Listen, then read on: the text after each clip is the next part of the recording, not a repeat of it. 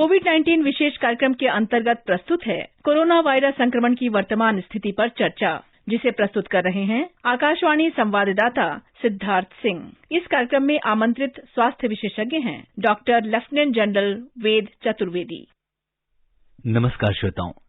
कहते हैं कि अगर किसी भी काम को मेहनत और लगन से किया जाए तो हम कुछ भी कर सकते हैं, और हमारे वैज्ञानिकों द्वारा दिन रात लैब्स में की गई कड़ी मेहनत का ही नतीजा है कि आज वो दिन आ गया है कि जब देश में वैक्सीन का लंबा इंतजार पूरा हुआ और हमारा देश भी पूरे विश्व के उन चुनिंदा देशों में शामिल हो गया है जो इस महामारी के लिए वैक्सीन बना रहे हैं। और मुझे आपसे साझा करते हुए बहुत प्रसन्नता और गर्व हो रहा है कि भारत के drugs controller general of India DCGI ने कोविड-19 की 2 वैक्सीन की मंजूरी दे दी है। जी हाँ, ये वैक्सीन है सीरम इंस्टीट्यूट ऑफ इंडिया की कोविशील्ड और भारत बायोटेक की स्वदेशी वैक्सीन कोवैक्सीन। श्रोताओं, वैक्सीन को लेकर आपको तमाम सोर्सेज से अलग अलग खबरें मिल रही हैं, लेकिन आपको इस बारे में विश्वसनीय और सटीक खबरें देने के साथ ही आपके मन में उठ रहे तमाम सवालों का जवाब देने के लिए ही हम आकाशवाणी पर लेकर आते हैं कोरोना जागरूकता श्रृंखला पर विशेष कार्यक्रम। आज के इस एडिशन के साथ मैं हूं सिद्धार्थ सिंह। श्रोताओं, कोरोना की वैक्सीन को लेकर आपके मन में चल रहे तमाम सवालों का जवाब देने के लिए और इस पर चर्चा करने के लिए आज के इस विशेष फोन इन कार्यक्रम में हमारे साथ जुड़ चुके हैं देश की सशस्त्र सेनाओं का शीर्ष नेतृत्व करने के बाद कोरोना की इस जंग में एक वॉरियर की तरह लोगों की इस अदृश्य दुश्मन से जान बचाने वाले सर गंगाराम अस्पताल नई दिल्ली के रिमेटोलॉजी और इम्यूनोलॉजी विभाग में senior consultant doctor lieutenant general Ved Chaturvedi. आपको सशस्त्र सेनाओं में रहते हुए उत्कृष्ट सेवाओं के लिए परम विशिष्ट सेवा मेडल PVSM से सम्मानित किया जा चुका है। डॉक्टर वेद, नमस्कार। कार्यक्रम में आपका स्वागत और अभिनंदन करते हैं। नमस्कार, जय हिंद। श्रोताओं, कोरोना से संबंधित सवाल डॉक्टर वेद से टोल फ्री नंबर 1800-11-5-7-6-7 और 011-233-14-444 पर पूछ सकते हैं। आप हमारे ट्विटर हैंडल @AI न्यूज पर #AskAIR पर अपने सवाल पोस्ट कर सकते हैं। डॉक्टर वेद, नए साल में आज लोगों का वैक्सीन का इंतजार खत्म हुआ और देश में कोरोना के लिए 2 वैक्सीन कोविशील्ड और कोवैक्सीन के लिए DCGI ने अनुमति दे दी है। और इस तरह देश के वैज्ञानिकों ने अपनी कड़ी मेहनत से न सिर्फ देश बल्कि विश्व के लिए सुरक्षित और किफायती वैक्सीन उपलब्ध करा दी है। क्या कहेंगे आप? बहुत बड़ा समाचार है ये। शायद लोगों को ये नहीं मालूम है कि जो हम मेडिकल के क्षेत्र में हम बहुत आगे हैं। बहुत देखिए, विश्व में बहुत सारे देश हैं, ऑलमोस्ट 200 देश हैं। आप सोच सकते हैं कि बहुत कम देश हैं जो कि मेडिकल के क्षेत्र में इतने ज्यादा बढ़े हुए हैं। हमने वैक्सीन के क्षेत्र में भी, चूंकि ये वैक्सीन कोई नया सब्जेक्ट नहीं है, बच्चों के लिए वैक्सीन के लिए हम उन विश्व के अग्रणी देशों में आते हैं जो हम मैन्युफैक्चरिंग हब के लीडर हैं। हमारे पास ऑलरेडी मैन्युफैक्चरिंग हब अवेलेबल है और लार्जेस्ट वैक्सीनेशन हम बनाते हैं। हाँ, ये एक विपदा थी, एक पैंडेमिक था जिसकी वैक्सीन बनाने में 5, 6, 7 साल भी लग सकता था। हमने ये दिखा दिया है कि हम शोल्डर टू शोल्डर, चाहे वो ऑक्सफोर्ड वैक्सीन हो, चाहे अदर वैक्सीन ऑफ फाइजर की, हमारी जो भारत बायोटेक है कोवैक्सीन, वो भी बन के तैयार है।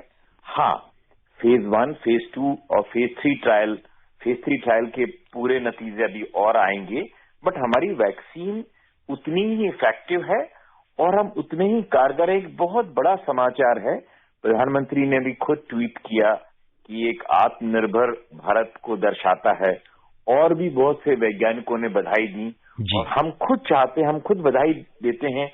ये एक बहुत बड़ा काम है, एक वैक्सीन को पहले एनिमल ट्रायल्स करना, फिर ह्यूमन ट्रायल्स करना। ट्रायल्स का जो पूरा प्रक्रिया है वो बहुत ही कम्बरसम है और उसके लिए बहुत बड़ा डॉक्यूमेंटेशन तैयार करना पड़ता है क्योंकि उसकी इंटरनेशनल स्क्रूटनी होती है। तो ऐसा नहीं कि हमने कुछ बना दिया और कोई देख नहीं रहा। आज वर्ल्ड बहुत छोटा है, एक दूसरे को लोग देख रहे हैं। इसलिए जो आपने देखा होगा, जो अप्रूवल है, जो कोविशील्ड है, चूंकि इसकी फेज 3 ट्रायल पूरी हो चुकी है, डॉक्यूमेंटेशन पूरा हो गया है, उसको इमरजेंसी ऑथराइजेशन किया गया है। जबकि ये जो वैक्सीन है जिसका फेज 3 ट्रायल पूरा अभी होना बाकी है, उसको इमरजेंसी सिचुएशन के लिए लागा गया है। इसका मतलब ये हुआ कि पहले हम कोविशील्ड यूज करेंगे और उसके बाद जब ये इसका पूरा प्रक्रिया शुरू हो जाएगी, पूरी प्रक्रिया खत्म हो जाएगी, या फिर कोई बहुत बड़ी इमरजेंसी आ जाए, बहुत सारे केसेस होने लगे जैसे यूरोप में हुआ, ये पहले केसेस कम हुए थे, अब एकदम से बहुत सारे केसेस बढ़ गए, ऐसा कुछ हो जाए तो वो इमरजेंसी सिचुएशन के लिए हम कोवैक्सीन भी यूज कर सकते हैं। जी। और डॉक्टर वेद, आपसे जानना चाहेंगे कि कोवैक्सीन और कोविशील्ड वैक्सीन में क्या बुनियादी अंतर है और ये किस तरह कोरोना की रोकथाम में सहायता करेंगे? देखिए, पहला बड़ा अंतर तो ये है कि एक स्वदेशी वैक्सीन है, जो हमारी वैक्सीन है जो कि जो कोवैक्सीन है वो हमने बनाई है, आईसीएमआर और भारत बायोटेक। और भारत बायोटेक कोई छोटी मोटी कंपनी नहीं है, वो लोग बहुत अग्रणी हैं। इनफैक्ट यदि पूछा जाए, देखा जाए तो आप देखिए ग्रेजुअली कि दे विल इमर्ज, उनको एक लीडर की तरह इमर्ज होंगे वो। दूसरा वैक्सीन है ऑक्सफोर्ड, जो यूनिवर्सिटी और एस्ट्राजेनिका कंपनी ने बनाई है। एक जो वैक्सीन है, ऑक्सफोर्ड वैक्सीन है, वो इस पे आधारित है कि जो वायरस का जीन है उसको प्ले करके बनाते हैं। जबकि ये जो वैक्सीन है कोवैक्सीन, ये ट्रेडिशनल मेथड है। ट्रेडिशनल मेथड का मतलब है कि वायरस को इनएक्टिवेट करके, तो वायरस को इनएक्टिवेट करके बनाया जाता है। दोनों वैक्सीन के लिए करीब 3 से 5 डिग्री टेम्परेचर में नॉर्मल फ्रिज में इसको रखा जा सकता है। इसीलिए ये बेहतर वैक्सीन माने जाते हैं वनस्पत आरएनए वैक्सीन, जो कि फाइजर और मॉडर्ना का है, जिनके लिए काफी लो टेम्परेचर चाहिए। क्योंकि सबसे बड़ी मुश्किलात आती है कोल्ड चेन के लिए। देखिए, दिल्ली बॉम्बे की बात नहीं हो रही है, ये वैक्सीन तो दूर दूर दूर दराजों में जाना है। मैं आर्मी में था तो मैं इस चीज को अच्छी तरह समझता हूँ। ये कहना इतना आसान है बट करना बहुत मुश्किल है कोल्ड चेन के लिए। तो ये दोनों के लिए ऐसा टेम्परेचर है जिसमें कि आप मेंटेन कर सकते हैं। जहां तक एफिकेसी की बात है, दोनों की एफिकेसी 60 to 70% है, तो दोनों की एफिकेसी में भी कोई बहुत बड़ा अंतर नहीं है। हाँ, ये बात जरूर है कि ऑक्सफोर्ड वैक्सीन जो है कोविशील्ड, उसकी फेज 3 ट्रायल कंप्लीट हो चुकी है और जो उसका अप्रूवल है, जो डीसीजीए ने दिया है, वो इमरजेंसी ऑथराइजेशन दिया हुआ है। जबकि इसका जो अप्रूवल है, क्योंकि फेज 3 ट्रायल पूरा कंप्लीट नहीं हुआ है, इसको उन्होंने इमरजेंसी सिचुएशन में यूज किया है। इसका मतलब ये हुआ कि जो फर्स्ट हम शुरू में वैक्सीन जो यूज करेंगे वो ऑक्सफोर्ड की कोविशील्ड यूज करेंगे, जब तक फेज 3 ट्रायल के रिजल्ट्स भी आ जाएंगे इस कोवैक्सीन के भी। डॉक्टर वेद, बात करते हैं वैक्सीन के सक्सेसफुल मॉक ड्रिल और ड्राई रन की, जिसके तहत 125 जिलों और 285 लोकेशंस पर इसे सफलतापूर्वक पूरा भी कर लिया गया है। इतनी बड़ी संख्या में किसी भी वैक्सीन प्रोग्राम के सक्सेसफुल इम्प्लीमेंटेशन में किस तरह की चुनौतियां आती हैं? हम लोग पहले से भी, हमारे यहाँ करीब 2 करोड़ बच्चे पैदा होते हैं। हम बच्चों के वैक्सीनेशन के लिए हमारे पास प्लेटफॉर्म अवेलेबल है, वैक्सीनेटर्स अवेलेबल है, और गांव गांव में वैक्सीनेशन पब्लिक पीएचसी तक, पब्लिक हेल्थ सेंटर तक अवेलेबल है। बट हमारे पास 2 चैलेंज सबसे बड़े हैं। एक तो जो ये वैक्सीनेशन प्रोग्राम है, इसका नंबर बहुत ज्यादा है, बच्चों का नंबर कम था, और ये नंबर देख लीजिए, हमारी खुद की इनिशियल प्लानिंग के हिसाब से हम करीब 3 करोड़ लोगों को पहले देंगे, जो हेल्थ वर्कर्स हैं या फ्रंट वॉरियर्स हैं, जो कि कोरोना में हैं, जो हैं, चाहे वो सैनिटेशन वर्कर हों, पुलिस के लोग हों। तो 3 करोड़ तो हम अभी, और हमारा इनिशियल प्रोग्राम जो हमने ऑलरेडी चॉकआउट किया हुआ है कि हम 30 करोड़ लोगों को ये वैक्सीन शुरू में देंगे, जो कि सितंबर अक्टूबर तक हम दे पाएंगे। तो एक तो नंबर ज्यादा है, दूसरा है कोल्ड चेन। ये 2 चीजों को यदि हम, और तीसरा train man power. After all technology तो अवेलेबल है, आप 2 डोज लगाने हैं और सबकुटेनियस माना स्किन के नीचे लगाने हैं। कोई बहुत बड़ी टेक्नोलॉजी नहीं है क्योंकि हम दूसरी वैक्सीन देते रहे। बट पहले हमारे पास सिर्फ 4 वैक्सीनेटर थे, आज हमारे पास 90,000 पीपल ट्रेन हम लोगों ने किए हैं गवर्नमेंट ऑफ इंडिया ने एज ए वैक्सीनेटर, जो आपने बताया इतने सेंटर्स में जगह जगह फैलेंगे और लगाएंगे। हमारे पास चैलेंज सिर्फ बड़ा इसी का आएगा कि हमारे पास एक तो नंबर ज्यादा है और दूसरा कोल्ड चेन हम यदि मेंटेन कर सकते हैं, जो हम लोग कर पाएंगे। इसी का ड्रिल हुआ है। जहां तक सेफ्टी की बात है, मैं देश को आश्वस्त करना चाहता हूं कि ये इसके जो ट्रायल्स हुए हैं सभी वैक्सीन के, चारों वैक्सीन के, जो 2 इस कंट्री में नहीं है और 2 हमारे पास हैं, जहां तक सेफ्टी का इश्यू है इसको देश को घबराना नहीं चाहिए। ये बिल्कुल सेफ वैक्सीन है। जहां तक इफिकेसी है वो टाइम बताएगा, क्यों कि जो ट्रायल्स में इन वैक्सीन को 50% से ज्यादा इफिकेशियस माना गया है। किसी भी वैक्सीन को यदि 50% से ज्यादा इफिकेसी है उस वैक्सीन की तो उसके लिए हम यूज कर सकते हैं। तो ये तो करीब 60 to 70% इफेक्टिव है। तो इफिकेसी बहुत लार्ज संख्या में डिसाइड होगा बाद में, बट सेफ बहुत है। डॉक्टर वेद, ये बड़ी इंपॉर्टेंट बात आपने हमसे और हमारे लिसनर्स से शेयर की कि वैक्सीन पूरी तरह से सेफ है, क्योंकि इस समय हम देख रहे हैं कि सोशल मीडिया पर बहुत सारी भ्रामक खबरें, लोग जब भी कोई अच्छा काम होता है तो कुछ लोग उसमें बुरा काम करने की भी कोशिश करते हैं और कई भ्रामक खबरें देकर लोगों को कंफ्यूज भी करते हैं। तो आपने जिस तरीके से विस्तार से बताया कि पूरी तरह से सेफ्टी का ध्यान रखा गया है इस पूरे वैक्सीन प्रोग्राम में, ये बहुत महत्वपूर्ण है। जी हाँ, देखिए जब पोलियो वैक्सीन, देखिए पोलियो एक बहुत ही ऐसी बीमारी थी जिसका कि कोई इलाज नहीं था। जब वैक्सीन आया तो कई लोगों ने रूमर्स फैलाया, बट देखिए देश की जनता आज बहुत पढ़ी लिखी है, चाहे वो किसी भी वर्ग की हो, वो साइंटिस्ट और डॉक्टर्स पे ज्यादा विश्वास करेगी बनस्पत उन लोगों के, चाहे वो कोई भी क्षेत्र से आते हों, चाहे पॉलिटिशियंस हों, चाहे जो कभी कभी चीप पॉपुलरिटी के लिए छोटे छोटे वक्तव्य दिए जाते हैं। और उसको भी मैं मीडिया को भी रिक्वेस्ट करना चाहूंगा कि उसको ज्यादा तवज्जो ना दें। वो किस हालत में बोला गया है, किसी ने कुछ बोला है, किसी ने कुछ बोला है, बट यदि साइंटिस्ट और डॉक्टर्स पे यदि भरोसा है और जो इस देश, ये पढ़ा लिखा देश है, तो ये वैक्सीन बहुत सेफ है और इफेक्टिव है। और हम बिल्कुल पूरे वर्ल्ड के साथ कंधे से कंधा मिला के हम लोगों ने भी वो वैक्सीन बनाई है जो कि उतनी इफेक्टिव है और हो सकता है कि दूसरे वैक्सीन से भी ज्यादा इफेक्टिव हो। जी डॉक्टर वेद, आपने सेफ और इफेक्टिव वैक्सीन की बात की। इसी नोट के साथ अब हम कॉलर्स के कॉल लेते हैं और सबसे पहले हमारे साथ कार्यक्रम में बलरामपुर उत्तर प्रदेश से जुड़ गए हैं रिंकी तिवारी जी। रिंकी जी नमस्कार, स्वागत है आपका कार्यक्रम में। जी नमस्कार, और स्वागत के लिए आपको बहुत बहुत हैप्पी न्यू ईयर। जी आपको भी हैप्पी न्यू ईयर, और डॉक्टर सर को भी हैप्पी न्यू ईयर। हाँ, हैप्पी न्यू ईयर। जी सर, जैसे कि अभी सर वैक्सीन के बारे में बता रहे थे, हम सुन रहे थे, तो सर मेरा वैक्सीन ना एक हेड हाइजीन के ऊपर है।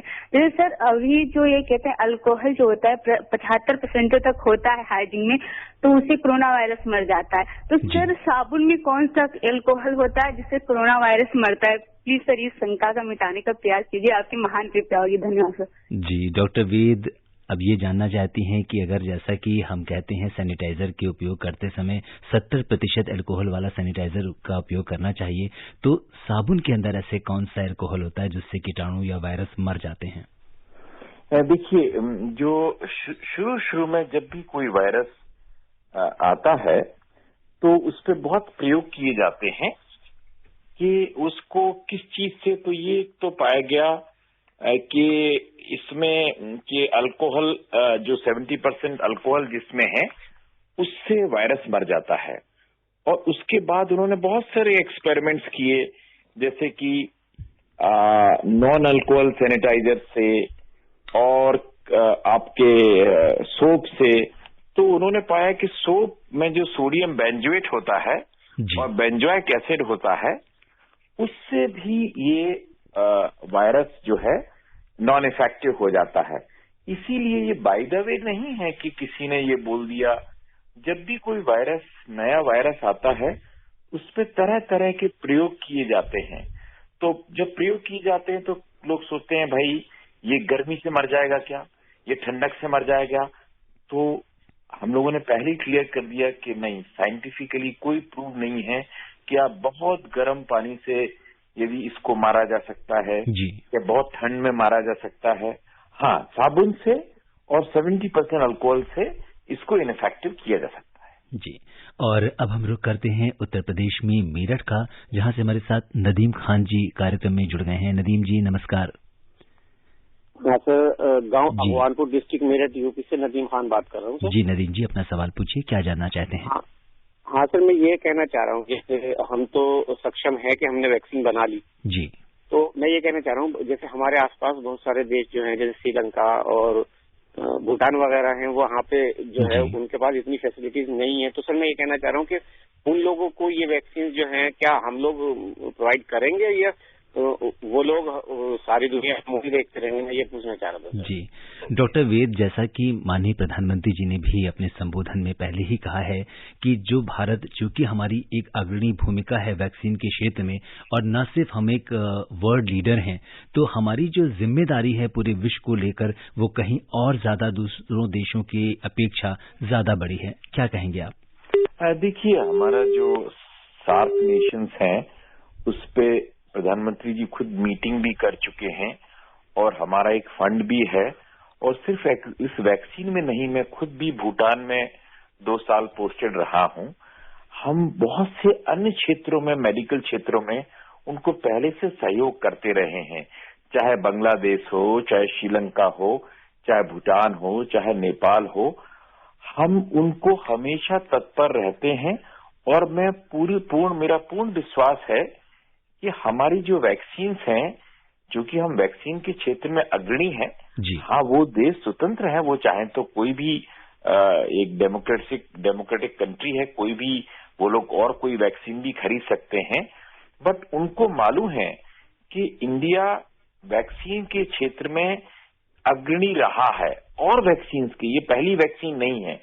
तो ये बट नेचुरल है कि हमारे गवर्नमेंट से वो समझौता करके इस वैक्सीन को जरूर यूज करेंगे। हाँ, वही बात दूसरी है कि वो चाहे तो दूसरी वैक्सीन भी यूज कर सकते हैं। जी, और अब हम रुक करते हैं बड़ौत का, जहां से महेश शर्मा जी कार्यक्रम में जुड़ गए हैं। महेश जी नमस्कार। नमस्कार जी, स्वागत है आपका, अपना सवाल पूछिए। जी, हम उत्तर प्रदेश जिला बागपत बड़ौत से बोल रहे हैं जी। जी महेश जी, हमें ये मालूम करना है जी, हमें वैक्सीन कब तक मिल पाएगी और ये कैसे कामयाब रहेगी, ये बताइए। जी डॉक्टर वेद, एक आम आदमी तक वैक्सीन कब तक पहुंचेगी ये जानना चाहते हैं। बहुत उचित सवाल है और बहुत अच्छा सवाल है ये। इस पे काफी काम हो रहा है। जब प्रायोरिटी हमारे गवर्नमेंट ने बनाया कि भाई जब वैक्सीन आ जाएगी तो ये पहले किसको दी जाएगी, ये पहले से ही 3-4 महीने से ये एक्सरसाइज चल रही है। तो नेचुरली सबसे पहले उसको दिया जाए जिसको सबसे ज्यादा खतरा है। तो सबसे ज्यादा खतरा किसको है? जो डॉक्टर्स को, जो रोज पेशेंट देख रहे हैं। तो पहले हेल्थ वर्कर्स को दी जाएगी, फिर जो इस प्रक्रिया में काम कर रहे हैं साथ साथ में, जिनको कि हम बोलते हैं फ्रंट लाइन वर्कर्स, फिर उनको दी जाएगी। तो ये करीब 3 करोड़ लोग हैं। इसके बाद ये पाया गया कि 2 तरह से इसका प्रयोग चल रहा है। कई लोग बोलते हैं कि हम लोग उन लोगों को पहले दें जिनको कोमॉर्बिडिटीज है, जिनको और बीमारियां हैं, जैसे डायबिटीज है, ओवरवेट है। बट एक चीज और डिस्कशन चल रहा है कि एज वाइज दिया जाए तो ज्यादा आसान है, क्योंकि एज तो आपके आधार कार्ड पे भी होती है, आपके ड्राइविंग लाइसेंस पे भी होती है, और उसको करना ज्यादा आसान होगा। तो पहला ग्रुप लेंगे वो ये लिया जा सकता है कि जैसे 60 या 65 के ऊपर वो पहले उनको दिया जाए, क्योंकि वो ज्यादा, यदि उनको कोरोना हो गया तो वो उनकी मोर्टेलिटी ज्यादा होती है। फिर दूसरा ये एज ग्रुप लिया जाए कि जो 50 से ऊपर है या फिर 40 से ऊपर है। तो इस तरह से ये बनाया जाएगा। ये डिपेंड करता है आप किस एज ग्रुप में आते हैं, दैट इज नंबर 1। और दूसरा, जैसे जैसे प्रोग्राम रोल आउट होता है वैसे वैसे हमें समस्याएं हमको पता चलती रहती हैं कि प्रोडक्शन, आफ्टर ऑल ये कोई इस पे डिपेंड करेगा कि जो सीरम इंस्टीट्यूट है पूना का और भारत बायोटेक की प्रोडक्शन क्षमता कितनी है। हर कंपनी की एक प्रोडक्शन क्षमता है कि कितना बना सकते हैं पर डे, उस हिसाब से होगा। जहां तक अंदाज है कि इस पूरे प्रक्रिया में 1 से 1.5 साल लग सकता है। यदि हम बहुत बड़ी पूरे देश को हम वैक्सीनेट करना चाहेंगे तो 1 से 1.5 साल लग सकता है। जी। और जो श्रोता हमसे अभी भी जुड़े हैं उन्हें हम बता दें कि कोरोना जागरूकता के आज के इस विशेष कार्यक्रम में श्रोताओं की प्रश्नों के जवाब दे रहे हैं सर गंगाराम अस्पताल नई दिल्ली के रिमेटोलॉजी और क्लिनिकल इम्यूनोलॉजी विभाग में senior consultant doctor lieutenant general Ved Chaturvedi. Doctor Ved से अगर आप सवाल करना चाहते हैं तो आप हमारे टोल फ्री नंबर 1800-115767 पर हमें फोन कर सकते हैं। और अब हम रुख करते हैं बिहार में, जहां से हमारे साथ मुजफ्फर जी कार्यक्रम में जुड़ गए हैं। हेलो जी, नमस्कार जी, स्वागत है आपका कार्यक्रम में। अपना सवाल पूछिए। डॉक्टर साहब नमस्ते। हाँ नमस्कार जी। सर ऐसा है जी कि टीका लेने के बाद सर अगर कोरोना वायरस हो जाए तो उसके बाद टीका लेंगे या नहीं? ऐसे तो बता रहे हैं कि 1 साल तक नहीं होगा, अगर बाई चांस कहीं हो जाए तो लेंगे या नहीं लेंगे कि? और एक दूसरा सवाल है सर कि टीका लेने के बाद मास्क और सैनिटाइजर से हाथ धोना जरूरी है या नहीं?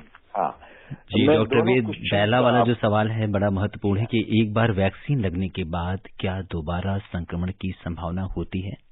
जी हाँ, देखिए ये जैसे मैं हर साल इन्फ्लुएंजा वैक्सीन लेता हूँ, फिर भी मेरे को कभी ना कभी इन्फ्लुएंजा का मतलब खांसी जुकाम, क्योंकि मुझे बहुत ज्यादा होता है, मेरी उम्र ज्यादा है, तो मैं इन्फ्लुएंजा वैक्सीन लेता हूँ। बट वैक्सीन के बाद भी कभी कभी इन्फ्लुएंजा हो सकता है, बट वो बहुत माइल्ड होता है। तो यदि किसी को वैक्सीन लेने के बाद यदि कोरोना होगा भी तो एक तो वो माइल्ड होगा और बहुत सीरियस नहीं होगा। तो उसका एक बहुत बड़ा एडवांटेज है कि यदि आपने वैक्सीन ली तो पहली स्थिति होगा ही नहीं आपको, दूसरी स्थिति होगी तो माइल्ड होगा, और तीसरा आपको कॉम्प्लिकेशन नहीं होंगे। तो इसकी ये संभावना ऐसा नहीं है कि 100% कोई भी वैक्सीन 100% गारंटी नहीं ले सकती कि आपको वो नहीं होगा। जहां तक आपने बोला है कि मास्क और जो प्रिकॉशंस हैं वो तो फिर भी जारी रखना चाहिए। उसका एक बहुत बड़ा कारण है कि वैक्सीन लेने के बाद यदि आपको छोटा मोटा कोरोना का अटैक होता भी है तो आप तो सुरक्षित रहेंगे, बट आप दूसरे को फिर भी फैला सकते हैं। तो जो ट्रांसमिशन है उसको रोकने के लिए है। वैक्सीन आपके पर्सनल प्रोटेक्शन के लिए, आप जरूर बचे रहेंगे, बट ऐसा हो सकता है कि यदि आपको यदि माइल्ड खांसी जुकाम हुआ तो आप दूसरे को कोरोना दे सकते हैं, इसलिए आपको मास्क लगाना जरूरी है। जी। और अब हमारे साथ कार्यक्रम में दिल्ली से जनार्दन शुक्ला जी जुड़ गए हैं। जनार्दन जी नमस्कार। नमस्कार सर, नमस्कार। आपको बहुत बहुत धन्यवाद। आप डॉक्टर साहब को नमस्कार। आपको नमस्कार जी। पूछिए क्या जानना चाहते हैं आप? हम ऐसा ये है कि जिस तरीके से हमारे वैज्ञानिकों ने, डॉक्टरों ने वैक्सीन बना दी है जी, क्या भविष्य में टेबलेट या कैप्सूल या सीरप भी आ सकता है इसका? जी डॉक्टर वेद, बड़ा महत्वपूर्ण सवाल है ये कि वैक्सीन तो बन गया लेकिन दवाई कब आएगी? बहुत महत्वपूर्ण सवाल है कि वैक्सीन तो बन गई बट दवाई कहाँ है।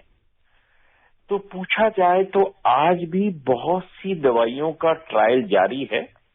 जब शुरू में ये पैंडेमिक शुरू हुआ था तो देखिए कई दवाइयां आई, फिर उस पर डिस्कशन हुआ, पहले हाइड्रोक्सीक्लोरोक्विन, फिर आइवरमेक्टिन, फिर रेमडेसिविर, टोसिलिजुमैब, बहुत सी, जिसकी बहुत सारी दवाइयां हों, इसका मतलब कि अभी भी कोई ऐसी दवाई नहीं आई जिसको हम लोग बोलते हैं रामबाण, कि कोई दवा दें और उसकी स्पेसिफिक दवाई हो। बट उस पर रिसर्च जारी है और आपका क्वेश्चन बहुत महत्वपूर्ण है कि अगर हम वैक्सीन को इतना डिस्कस करते हैं तो हमें उस पर भी डिस्कशन और लगातार वैज्ञानिकों को शोध वैसे हो रहा है। जिस दिन आएगी दवाई उस दिन पता चल जाएगा, बट एज ऑन टुडे ऐसी कोई दवाई नहीं है जिसको हम कह सकें कि ये वायरस को 100% इनएक्टिवेट करता है। जी, और अब हम रुक करते हैं राजस्थान में बाड़मेर का, जहां से कृष्ण जी हमारे साथ कार्यक्रम में जुड़ गए हैं। हेलो जी, नमस्कार, स्वागत है आपका कार्यक्रम में। जी सर, बिल्कुल, मैं बाड़मेर राजस्थान से बोल रहा हूँ। कृष्ण कुमार डाबी मेरा नाम है जी। सर, सबसे पहले तो आकाशवाणी की पूरी टीम और डॉक्टर साहब को भी मेरी तरफ से नए साल की हार्दिक शुभकामनाएं। सर, आपको भी। जी, आपको बहुत बहुत शुभकामनाएं। सर, मेरा प्रश्न यह था कि सर से और आकाशवाणी की पूरी टीम से कि सर, अपने डॉक्टरों ने और ये कोरोना के बाद जो काफी दिनों बाद में हमारे देश को सफलता मिली है और 2 वैक्सीन को मंजूरी भी मिली है अभी, तो सर मैं ये जानना चाहता था कि अभी अमुक जगह कुछ, चलो आकाशवाणी तो विश्वसनीय है ही, उससे मैं जानता हूँ, पर अमुक जो न्यूज चैनल है उसके ऊपर, अमुक जो सोशल मीडिया के ऊपर जो गलत जानकारियों की सर जो डिटेल आ रही है, और अमुकों को राजनीतिक पार्टियां भी जो इसके प्रति कुछ गैर मतलब लोगों को अलग दौर पे कर रही है, तो सर इससे मतलब एक देश के प्रति लोगों को अपने डॉक्टरों के ऊपर विश्वास होना चाहिए सर, मेरा यूँ कहना सर। जी डॉक्टर वेद, बहुत महत्वपूर्ण मुद्दा इन्होंने उठाया है कि किस तरीके से, जैसा कि सोशल मीडिया पे और कई अन्य खबरों पे हम देख रहे हैं, इतनी बड़ी सफलता है, देश की वैज्ञानिकों की मेहनत है, आप क्या कहेंगे? जी सर, एक और मैं कहना चाहता था बात। हाँ, बताएं। जी डॉक्टर वेद, पहले इस सवाल का जवाब दे देते हैं, उनसे हमारा संपर्क। तो पहले मैं आपकी एक केस इसका जवाब दे दूं। देखिए, देश में ये स्वतंत्र डेमोक्रेटिक देश है, हर आदमी को अपनी बात कहने का अधिकार है। ये जो पढ़ा लिखा जितना तबका है वो डॉक्टरों पे और साइंटिस्ट पे ज्यादा विश्वास करेगा बनस्पति उन र्यूमर्स पे या सोशल मीडिया पे जो कई लोग हैं जो खुद चर्चा में रहना चाहते हैं तो कुछ ना कुछ बोलते रहते हैं। बट ये देश बड़ा इम्पोर्टेंट है, देश बहुत पढ़ा लिखा है। जैसे मैं बता रहा था कि जब पोलियो की वैक्सीन आई तो कई लोगों ने भ्रम फैलाया कि पोलियो की वैक्सीन लेने से ये हो जाता है, वो हो जाता है। बट देखिए, पोलियो बिल्कुल इस देश से खत्म हो गया। इसका कारण है कि सभी जनता ने उसको एक्सेप्ट किया। तो जो साइंटिस्ट बोलते हैं, जो डॉक्टर्स बोलते हैं, उसको हमारी जनता सुनती है। बाकी जो सोशल मीडिया पे जो आता है या कई लोग इस तरह के बेवजह व्यक्तित्व जो अपने वक्तव्य देते हैं, उनकी जो म्याद होती है वो छोटी होती है। एक आध दिन वो चर्चा में रहते हैं, फिर वो खत्म हो जाता है। और मैं आपको विश्वास दिलाता हूं कि यही लोग खुद सबसे पहले वैक्सीन लेने पहुंचेंगे। जी बिल्कुल, बहुत महत्वपूर्ण बात आपने कही। और श्रोताओं, अब समय इजाजत नहीं दे रहा कि हम इस चर्चा को आगे बढ़ाएं। डॉक्टर वेद, आप कोविड-19 के इस विशेष कार्यक्रम से जुड़े और आपने हमारे श्रोताओं के प्रश्नों का उत्तर दिया। आपका बहुत बहुत धन्यवाद और आभार। आपको भी बहुत बहुत धन्यवाद और नए साल की सभी को शुभकामनाएं। जय हिंद। श्रोताओं, आज के अंक में बस इतना ही। चलते चलते आपसे यही कहेंगे कि यकीन हो तो कोई रास्ता निकलता है, हवा की ओट लेकर भी चिराग जलता है। इसलिए श्रोताओं, आप कोरोना से जंग में अपना हौसला यूं ही बनाए रखिए और आप स्वस्थ रहिए, खुशहाल रहिए, सेफ रहिए। और जैसा कि बड़ी खुशखबरी हमने आपको दी कि देश में वैक्सीन आ गई है, मंजूरी मिल गई है, तो अब मंजिल दूर नहीं है। लेकिन इसके साथ ही आपको सावधानियां पूरी तरह से बरतनी। इसका ये मतलब नहीं कि हम सावधानी ना अपनाएं। हम जैसे भी जो कोविड एप्रोप्रिएट बिहेवियर था उसे पूरी तरह अपनाते रहें और आप स्वस्थ और खुशहाल रहें। इसी कामना के साथ दीजिए मुझे अनुमति। नमस्कार।